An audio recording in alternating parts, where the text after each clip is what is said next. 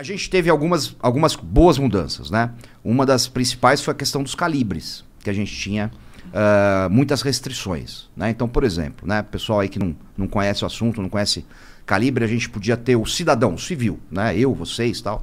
A gente podia ter no máximo, né, para revólver o calibre 38 e para pistola o calibre 380.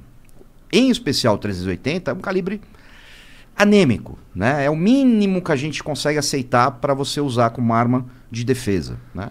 Enquanto Tem isso, pouco poder de parada, né? poder de parada não existe. A gente pode até... Ah, é? É. Porra, que o nego que foi no quartel falava isso direto. Direto. Uma Magnum? Não existe poder. Poder de parada é um mito. Entendi. Pelo seguinte, né?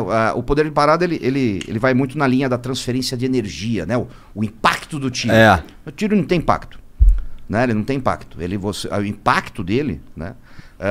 Não existe transferência de energia, né? Quem conhece física sabe que energia se transforma, né? Ela não se transfere, né? Então você imagina o seguinte, um projétil de 357 Magnum, que pesa 10,4 gramas, 2 saquinhos de sal de fruta, né? Ou seja, não é nada, né? Qual a energia que ele precisaria para tirar um corpo de 85 quilos, jogar esse corpo para trás? Não existe, cara. É a mesma coisa você sair correndo, bater sua cabeça num cargueiro para ver se ele balança. Não vai balançar, né? Então, o que define um bom calibre para você usar para defesa é um tripé, na realidade, né? Primeiro, é o local que o projétil atinge, né? Segundo, né, a penetração desse projétil, o quanto ele entra no corpo, né? E terceiro, o diâmetro desse projétil, que é para ter destruição de tecido, né? E o 380, ele é um projétil muito leve, uma munição baixa. Então a tendência dele é penetrar pouco. Entendi. Então ele fica ali, isso. Quase não machuca Se o cara de for muito verdade. gordão, fica preso na barriga. Se for muito gordo, se musculatura muito espessa, roupa muito pesada, né? Tudo isso vai atrapalhar. Disparos indiretos, através de uma janela de carro, através de uma porta de casa, né? Se for necessário. E aí, o que acontecia, né? A gente tinha essas restrições. E os bons calibres de defesa, que são utilizados no mundo inteiro, eram restritos a policiais, militares, que é o 9mm, o 40, o 45, o 357, né? E aí se liberou esses calibres, né? Então hoje qualquer cidadão pode ter um 9mm, uma pistola 9mm, pode ter uma 45, pode ter uma 40, pode ter um 357. Isso é ótimo. Por quê? Porque não é um calibre que mata mais, como algumas pessoas gostam de imaginar, né? É um calibre mais efetivo para você tirar um agressor de combate. Porque assim, se eu tiver que usar a minha arma, né, é porque minha vida depende disso, né? Se minha vida depende disso, quanto mais rápido esse agressor cessar a agressão dele, parar a agressão dele, mais chance eu tenho de sobreviver. Então esses calibres mais efetivos são necessários. Isso foi uma mudança muito boa mesmo, né? E tivemos algumas outras, né? Como por exemplo a questão da efetiva necessidade. Uma forma meio macarrônica, mas o que é efetiva necessidade? Efetiva necessidade é o seguinte: quando você vai lá comprar uma arma, então as regras continuam as mesmas, né? Você tem que ter no mínimo 25 anos, não pode estar sofrendo nenhum tipo de processo criminal, não pode ter nenhum tipo de passagem na polícia, etc. Você tem que fazer um teste prático de tiro para comprovar que você sabe usar essa arma minimamente. Você tem que ter um teste psicológico, né, para comprovar que você, né, tem capacidade psicológica para ter uma arma. Até aí tudo bem para você? Até aí, em termos, pelo seguinte, né? Então assim, esse tipo de restrição, ela passa muito um ar de responsabilidade, né? Mas na prática a gente vê que ela tem muito pouco peso. Então, por exemplo, o teste psicológico. O teste psicológico, ele vale para aquele momento. Ele atesta que naquele momento você está apto. Talvez na próxima semana você não esteja. Talvez um dia depois você teve um surto. Se o cara for um psicopata, ele não pega. Entendeu? Então é muito mais para dar uma tranquilidade do que para ser efetivo. Né? Tanto é que até 2003 não tinha nada disso, né? Mas tudo bem, mas vamos imaginar que ficou por isso mesmo, pelo menos você consegue. Né? São barreiras que você consegue vencer, vai sair mais caro, exclui muita gente mais pobre. Isso é um problema da nossa legislação muito grave, né? Porque assim, os mais pobres e que normalmente têm menos acesso à segurança pública, né, são os que não vão conseguir comprar uma arma legalizada. Sim. O imposto está muito alto. O imposto é mais de 75%. Entendi. Caralho. É muito louco. Assim. É proibitivo. É mais que cerveja, é mais que cigarro, é mais que tudo. Né? É proibitivo. E esse tipo de proibição, ela é muito cruel, né? Porque assim, você exclui pelo poder aquisitivo da pessoa. Sim. Não pela índole da pessoa. Não pela capacidade, não pelo bom uso. E você incentiva o mercado negro também. Claro, lógico. Né? Pô, então se você é pobre, o cara é pobre, então é melhor ele não ter arma, porque pobre comete crime. É um elitismo, é uma lei com uma carregada de elitismo. Sim, né? É elitista. Totalmente. Totalmente. E aí, depois de tudo isso vencido, você ainda tinha que apresentar lá uma declaração de efetiva necessidade. Ou seja, você tinha que escrever lá para o delegado da Polícia Federal por que você tinha que ter uma arma na sua casa. Só que isso é extremamente subjetivo. Tá. Você concorda? Não tem categorias. Não Você tem nada. meio que escreve lá e... Você escreve e fala assim, poxa... Tomara que o delegado curta. É isso aí, né? Pô, tá tendo muito assalto no meu bairro. Eu vi uma negativa, né? Onde a pessoa colocou essa justificativa. Falou, já tive 3 casas já foram roubadas na minha rua e a gente tá com medo e eu quero ter uma arma para me defender.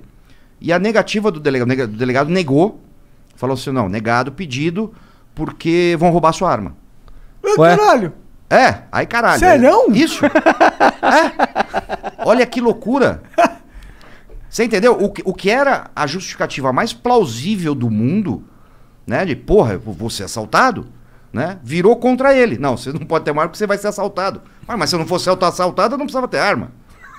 Óbvio. Né? Olha que loucura. Essa é um pouquinho E é o engraçado. entendimento da justiça que o bandido, ele é muito superior ao cidadão. Tipo, Sim, ele nasce sabendo usar uma arma. É impressionante. não, ele entra na casa com um time tático, apoio. Sim, só ele é bom, entendeu? Sim. Ele aparece no meio da sala, né? Aparece. Poderes mágicos. Poderes mágicos. Ele aparece no quarto, vai ser sempre surpreendido.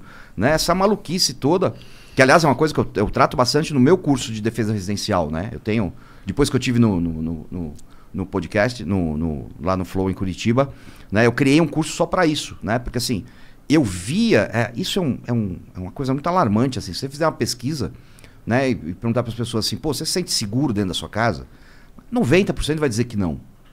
Cara, isso é muito assustador, né? Você viver num país onde, porra, 90% das pessoas não se sente segura dentro da própria casa. Cara, isso não pode acontecer. Né? Isso não poderia acontecer, é terrível. O que a gente pode fazer hoje em dia é encher de câmera. Mas isso, encher de câmera, tu vai ver que o cara te roubou. Isso, exatamente, né? Você vai mandar pros amigos depois no WhatsApp, falar, ó o cara entrando na minha casa, olha ele dando na minha cara, né? Olha ele fazendo xixi no tapete. Entendeu? É isso, cara, infelizmente é isso. Isso é uma coisa interessante, porque assim, eu lembro assim, eu nasci em 1970, né? Tô com 50 anos, e até 2003 era muito fácil você comprar uma arma no Brasil. Né? Em 1991, quando eu fiz 21 anos, eu comprei minha primeira arma. Né? Eu apresentei 3 documentos. Né? Eu apresentei um atestado de antecedente emitido pela Polícia Civil aqui de São Paulo, um olerite, né? Um comprovante de renda lícita. Lá no Rio a gente chama de contra-cheque. Contra-cheque, exatamente, o contra-cheque. E um comprovante de residência, mais nada. Com esses 3 documentos, 15 dias depois, com 21 anos, eu estava com meu revólver em casa. Né? E aí assim, e o que a gente imaginava, né? Pô, comprei um revólver, legal, tô protegido. Só que isso não basta. Né? Aí chega 2003, fica muito difícil você comprar uma arma, né? Fica burocrático, fica politicamente incorreto, né? Aquela demonização, porque, porra, até, imagina, década de 70, década de 80, década de 90, cara, quase todo mundo que eu conheço tinha arma em casa, né? Todo tio tinha uma arma, todo vô tinha uma arma no sítio, né? Ninguém se espantava, ninguém ficava com medinho, né? Ai, uma arma. Mas isso não acontecia, né?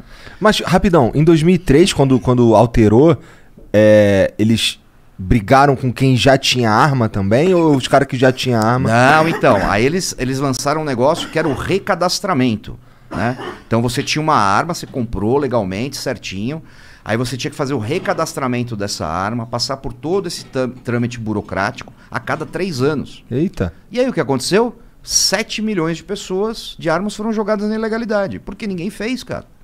Ninguém fez, era caro, era burocrático. E a gente sabe que boa parcela dessas pessoas não fizeram por desconfiança do governo. Entendeu? O brasileiro, via de regra, ele não confia no governo. Verdade. Né? E ninguém tem que confiar mesmo. Né? Isso é uma regra que eu levo pra vida, assim, ó. Se é governo, não é confiável. É. Ponto, porque é governo. Sim, não importa quem seja. Não importa quem seja. Tá? Ele vai estar preocupado é com o governo, não está preocupado com ele, com você. A verdade é essa. É. Né? Não importa quem seja. Mais uma vez frisando. E aí, em 2003, vira tudo isso, essa dificuldade, não sei o quê, papapá. E as pessoas começam a apelar para quê? Câmera, né? Alarme, cerca elétrica, cachorro, né? Achando que também estavam se protegendo. Né? E que também não é verdade, porque, imagina, basta ver a explosão que a gente teve de invasões de residência, né, e roubos, etc. Lá em Curitiba, lá no bairro que eu morava, em Santa Felicidade, que é o bairro onde tem o velho Mar da Luz, lá era um medo comum. Lá o lance de assalto à casa mesmo. Na rua que eu morei lá, na primeira casa que eu morei, lá em Curitiba, no final da rua tinha uma casa bonitona assim, e certo dia eu tava saindo e tinha sido roubada a casa da mulher. Depois, assim, eu fiquei sabendo de pelo menos três que aconteceram ali perto de mim. Mas toda hora eu escutava umas histórias assim. Sim. Porque Santa Felicidade é perto da BR, é mais fácil de fugir. Não sei exatamente. O cara invade, faz e vai vaza, embora. Né? E assim, o roubo em residência é aterrorizante, né? Porque você imaginar. Porque assim, uma coisa é o cara te roubar na rua. Na rua, primeiro, o cara vai querer chegar, roubar e sair o mais rápido possível. No máximo, se tudo der errado, você toma um tiro. Vamos pensar isso. Tá. Se tudo der errado, você toma um tiro. E dentro da sua casa? Cara, depois que o cara entrou, ele faz o que ele quiser. Durante quanto tempo ele quiser. E não vai aparecer ninguém do chão pra te ajudar. Esse é o problema. É você, tua família, teus filhos. Cara, isso é o terrível do roubo em residência. Né? E aí, exatamente por isso que eu criei esse curso. Né? Porque assim, o correto é você integrar isso. Né? É a defesa passiva, para não ser surpreendido. Né, para não ser pego de surpresa, e a defesa ativa, porque se acontecer, você tem um instrumento, que é a arma de fogo, para se defender. Né, e a gente faz esse curso todo.